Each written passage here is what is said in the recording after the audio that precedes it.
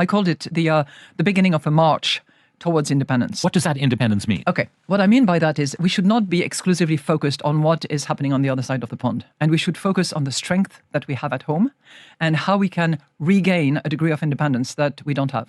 And that applies to defense, it applies to trade, of course, it applies to finance. And from my perspective, it applies to the way money moves around Europe. So by that I mean capital markets, which are completely scattered all over Europe and which have to be better organized, more consolidated, converging, and possibly singly supervised. That's one thing. The second thing, which I think is really important for all of us, is to have digital payment under our control. When you think of it at the moment, a lot of our digital payment, when you pay, when you e-commerce or peer-to-peers or you use your card or your phone, you always rely on non-European infrastructure.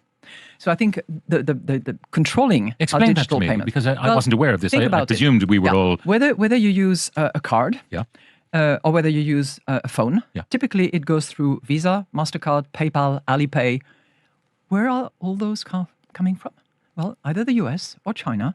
And the whole sort of infrastructure mechanism that allows for the payment, credit and debit, is not a European solution. I didn't realize this because it means that every time I use my credit card or use my phone, that information about me is leaving the European Union and going to the United States. I thought that was not permitted. I'm sure they do that, in compliance with European regulations.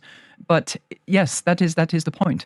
And we have the assets, we have the opportunities to do that.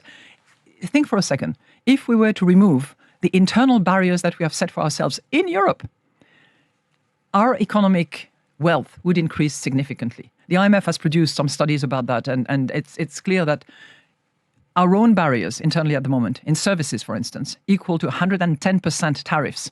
In goods, equal to 40% tariffs. We have to remove that.